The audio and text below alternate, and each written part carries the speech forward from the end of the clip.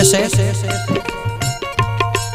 कर माई बाप के सेवा घर ही में मिली मेवा।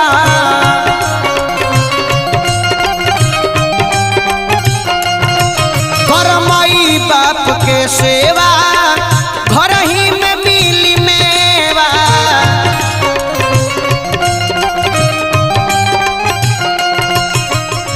हर घर ही में मिली मेवा। अरे कोनो तीर्थ या धाम में, अरे कोनो तीर्थ या धाम में जाए के ना पड़ी।